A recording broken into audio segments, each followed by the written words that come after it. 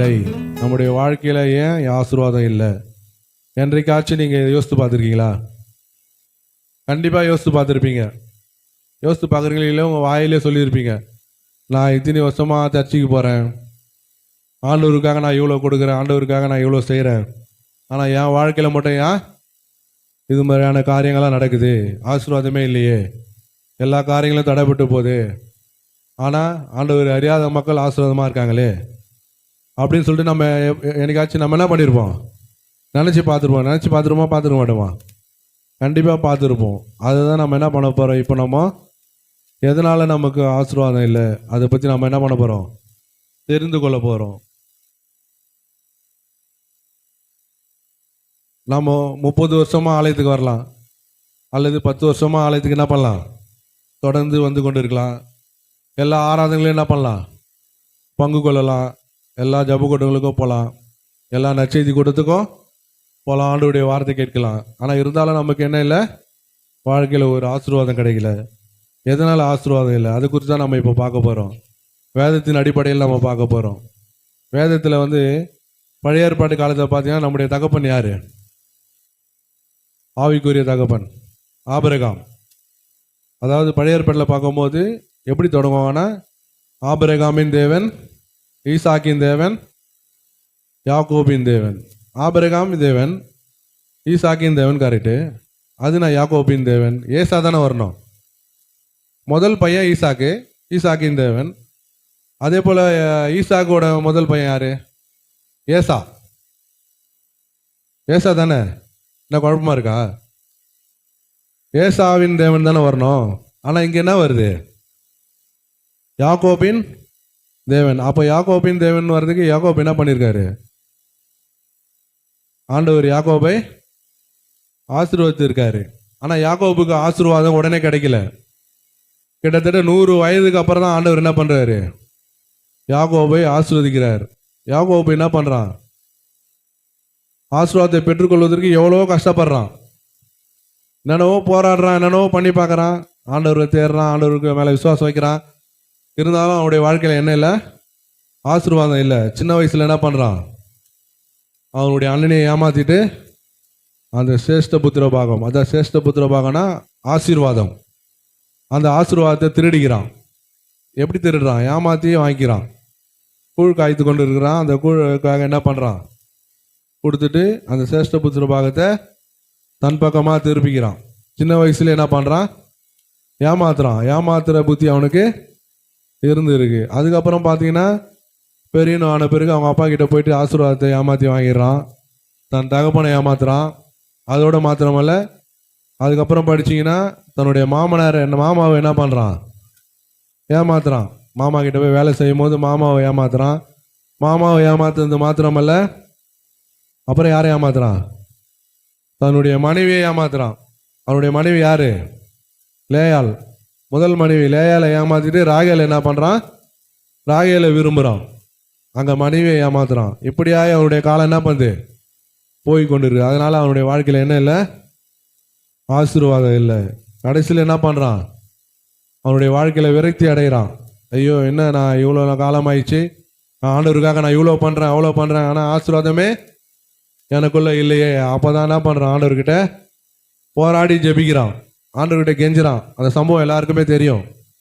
படிக்கலாமா? ஆதியாகமம் 32ஆம் அதிகாரம் 26ஆம் வசனத்தில் பாருங்க. ஆண்டவர் இடத்துல என்ன பண்றான்? கெஞ்சுறான் ஆசீர்வாதத்துக்காக. அவர் நான் போகட்டும், பொழுது விடுகிறது என்றார். பாருங்க, ஒரு நைட் ஃபுல்லா என்ன பண்றான்? ஆண்டவரை பிடிச்சிக்கிட்டு கெஞ்சுறான். ஆண்டவரே, நீ என்ன பண்ணுங்க, என்ன ஆசீர்வதிங்க, ஆசீர்வதித்தால் ஒழிய நான் என்ன பண்ண மாட்டேன், உங்களை விட மாட்டேன்னு சொல்லிட்டு கெஞ்சுறான். இன்னைக்கு அநேகர் அப்படிதான் உபவாசனால கெஞ்சுறாங்க. ஆலயத்தில் முட்டி போட்டு ஜெபம் பண்ணி ஆண்டவரத்துல கெஞ்சி ஜெபிக்கிறாங்க. இருந்தாலும் அவளுக்கு என்ன இல்லை? ஆசீர்வாதம் கிடையாது. அவருடைய வாழ்க்கையில் ஏதோ ஒரு குறை காணப்படுகிறது. இங்கே யாக்கோபனுடைய வாழ்க்கையில் ஒரு குறை இருந்தது. 99% ஆண்டவருக்காக இருந்தான். ஆனால் 1% என்ன ஆச்சு? 1% தவற விட்டதுனால அவனுடைய வாழ்க்கையில் ஆசீர்வாதம் தடைப்பட்டு போச்சு. என்ன அந்த 1%? தன்னுடைய மாமனாரை ஏமாத்துறான், தன்னுடைய தகப்பனை ஏமாத்துறான், ஆண்டவரை ஏமாத்துறான். ஆனால் ஆண்டவர் கேட்கும் போது என்ன சொல்கிறான்? உன் பேர் என்னன்னு கேட்குறாரு. அங்கே மட்டும் உண்மையை சொல்லிடுறான் யாக்கோபுன்ட்டு. அப்போ தான் என்ன பண்ணுறார் ஆண்டவர் அவனை ஆசீர்வதிக்கிறார். ஆசீர்வதிக்கிறாருன்னா சும்மா ஆசீர்வதிக்கல, அவனுடைய தொடை நரம்பை பிடிச்சி என்ன பண்ணுறாரு. அந்த சம்பவம் தெரியுமா உங்களுக்கு? ஜெபிக்கும் போது அவன் என்ன பண்ணுறாரு, தொடை நரம்பை பிடிச்சி இழுக்கிறாரு. அப்போ தான் அவன் உணர்வு வருது அவனுக்கு, ஆண்டவர் என்ன பண்ணுங்க, என்ன ஆசீர்வதிங்க, என்னை ஆசீர்வதித்தால் ஒழிய நான் என்ன பண்ண மாட்டேன், உண்மை விட மாட்டேன். இன்னைக்கு அநேகர் அப்படி தான் ஜெபித்து கொண்டு இருக்கீங்க, நல்லது. ஆனால் நம்முடைய வாழ்க்கையில் என்ன குறைகள் இருக்குது அதை நினச்சி பார்க்கணும் முதல்ல. அந்த குறைகள் எல்லாம் நிறைய நிவர்த்தி செஞ்சுட்டு அதுக்கப்புறமா நான் ஆண்டவரத்தில் கெஞ்சும் போது ஆண்டவர் நம்ம என்ன பண்ணுவார், கண்டிப்பாக ஆசீர்வதிக்க வாழ்வராக இருக்கிறார். நம்முடைய உறவுகளிடத்தில் நாம் உண்மையாக இருக்கிறோமா? எப்படி அவனுடைய சகோதரனிடத்தில் அவன் உண்மை இல்லாமல் அவனை ஏமாத்தினானோ அதே மாதிரி ஆண்டவரை அறிந்து கொண்ட விசுவாசிகள் தன்னுடைய உறவுகளிடத்தில் என்ன பண்ணுறாங்க, இன்றைக்கும் ஏமாற்றி கொண்டு இருக்காங்க. தன் சகோதரனை பகைச்சு கொண்டு இருக்காங்க, தன் சகோதரியை பகைக்கிறாங்க, தன்னுடைய உறவினர்களை என்ன பண்ணுறாங்க, பகைத்து கொண்டு வாழ்க்கை நடத்தி கொண்டிருக்காங்க. அது ஆண்டவருக்கு பிரியமா?